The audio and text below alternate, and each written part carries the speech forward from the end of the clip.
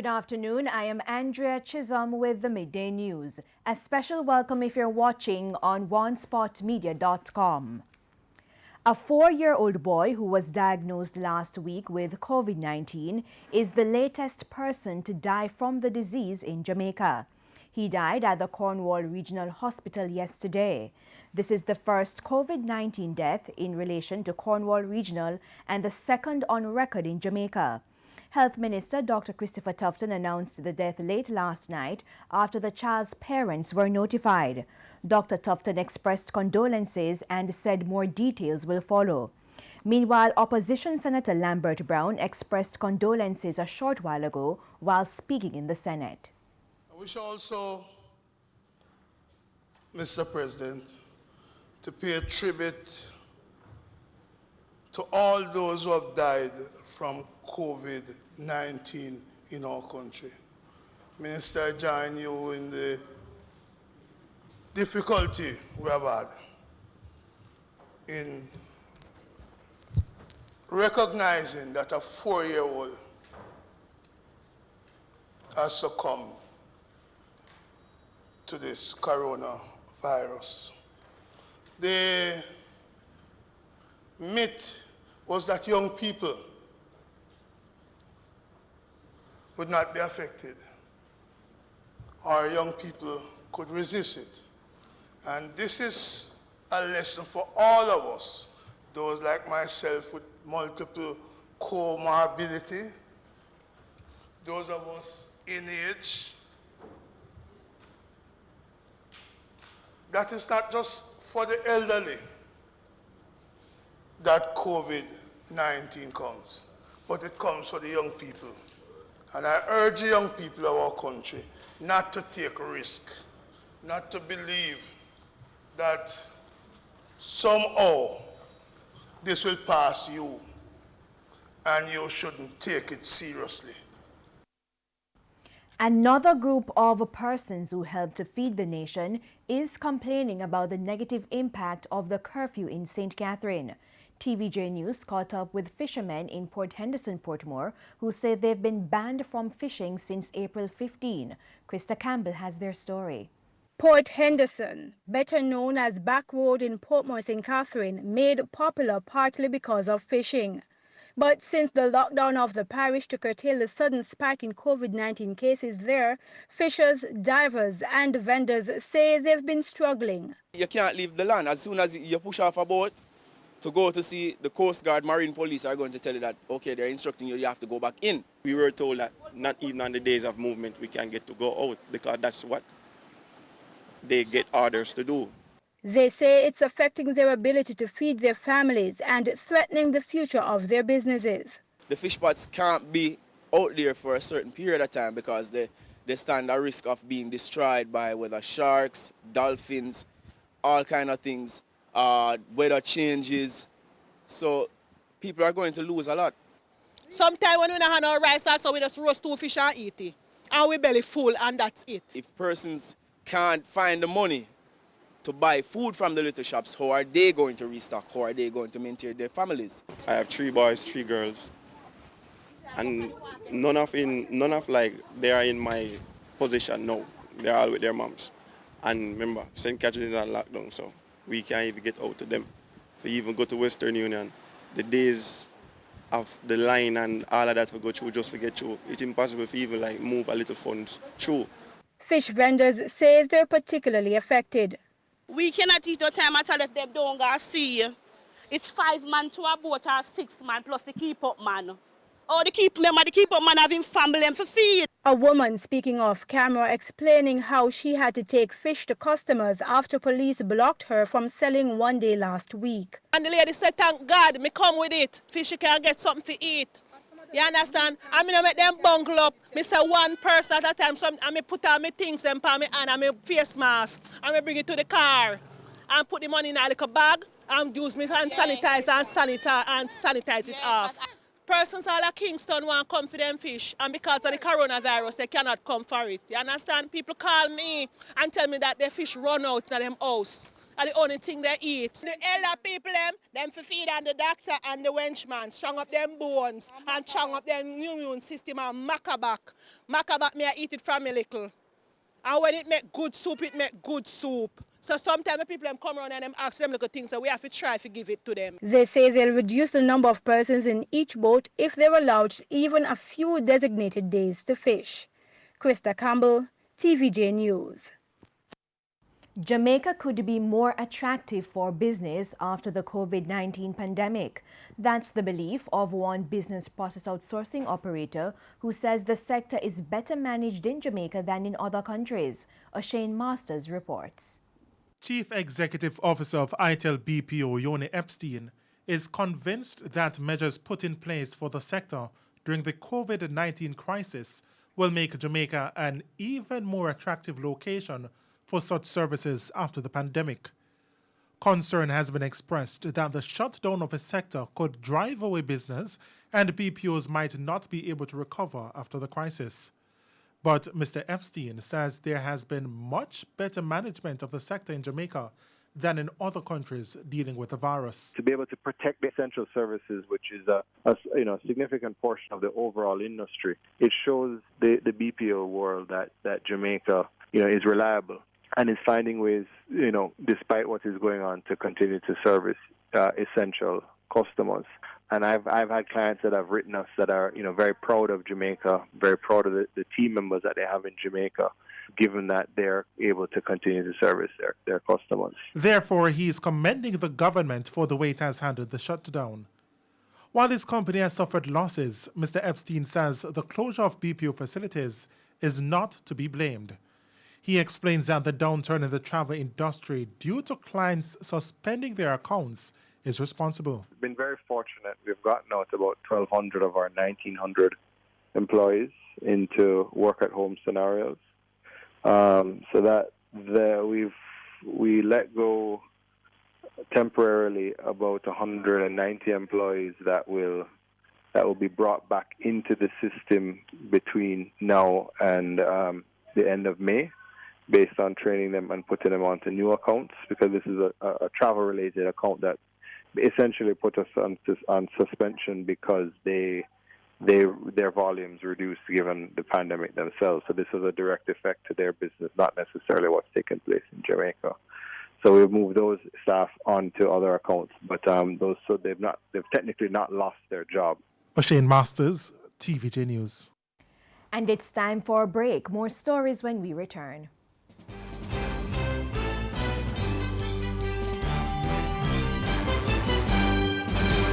Welcome back, and we're continuing the news. Residents of Springbank in St. Thomas are on edge following the first confirmed case of COVID-19 in the parish. The individual worked at the Alorica call center.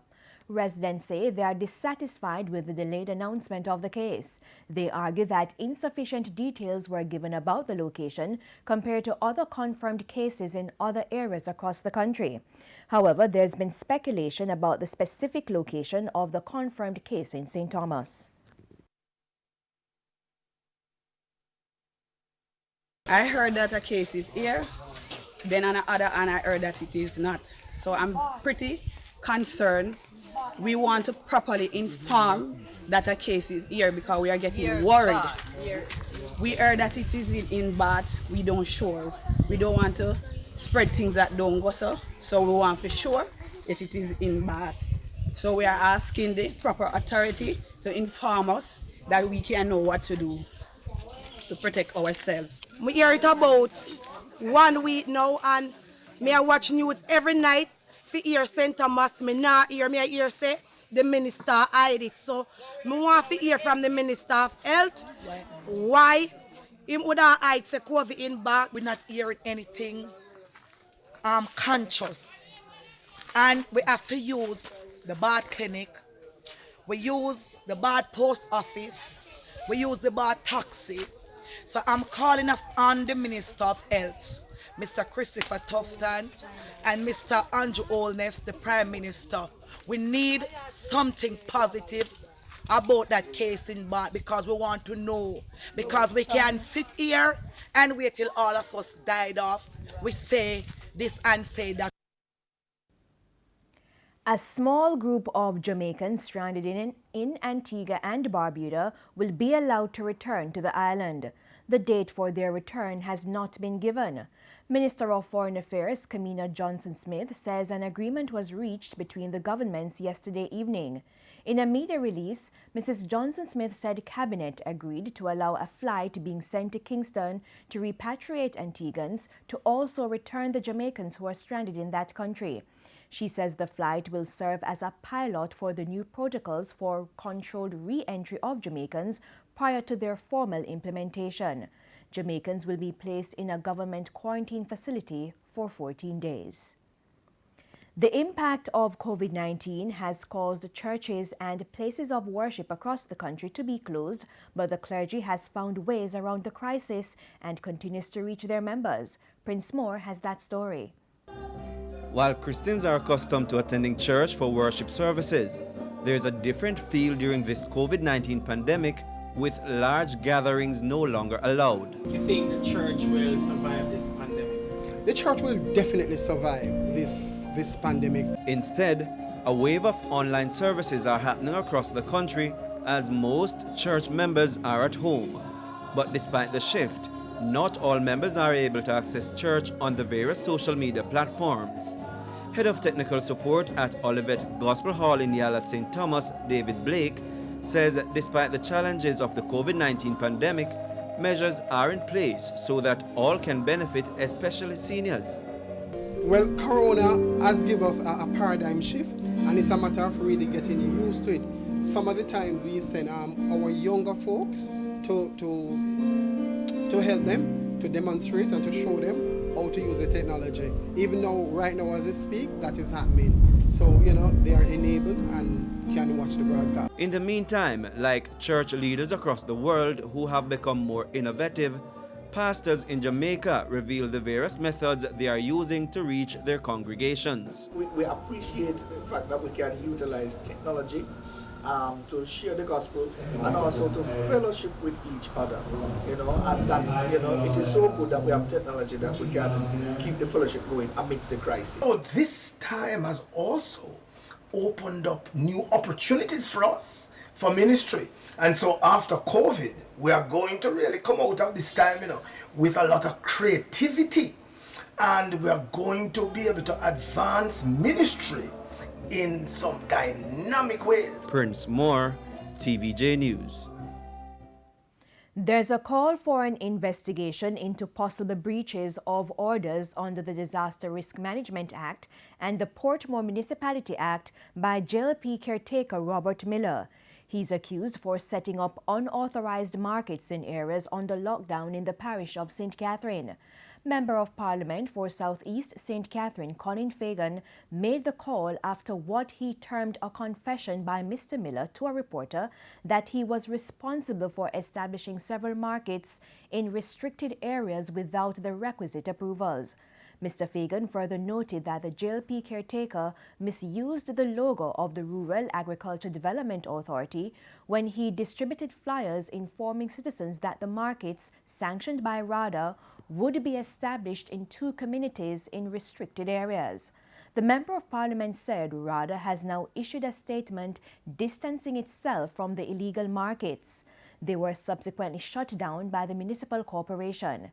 In light of this, Mr. Fagan is calling for the St. Catherine South Police to launch an investigation and lay appropriate charges if there were breaches. The regulatory body for local horse racing, the Jamaica Racing Commission, has decided to offer some level of assistance for members of the occupational groups at Caymanas Park to help cushion the impact of COVID-19. We have more in this report. In a release on Thursday, the Jamaica Racing Commission said it will be waiving 100% of its licensing and registration fees for all new and renewing applicants of the occupational groups. It said this decision was arrived at after careful consultation with the Betting, Gaming and Lotteries Commission, trainers, assistant trainers, jockeys agents, exercise riders, stable assistants, grooms and farriers. The horsemen had written to the JRC seeking assistance. The JRC says the full waiver of the licensing and registration fees will only be applicable to all those who have regularized their applications for the period May 1 to August 31 of this year. It's understood that the horsemen have been given the month of April as a grace period, given that racing is currently suspended. However, the JRC added that the insurance portion must be paid by the respective individual member. JRC Chairman Clovis Metcalf spoke with TVJ Sports. We had a little money left over that we had actually budgeted for the triple 2-3-year-old series. And if there was one winner, they would get a bonus. We thought Wawa would have gotten that bonus, but he did start in the third leg, so that bonus was not paid out. So we took the opportunity to use those funds to assist the industry players with license and registration. The total licensing, registration, and insurance fee for a trainer currently amounts to $50,200, with the licensing and registration totaling $4,000. President of the United Racehorse Trainers Association, Ryan Darby, wanted a greater level of assistance for his members. The license contains the insurance, which is a major part of it. We were informed that they would have done the licensing part of it. And they asked us somewhere in the range of $25 million, and we basically got $3 million. That's the magnitude of it. So we are very disappointed that was the response. There are presently 150 licensed trainers operating at Caymanas Park.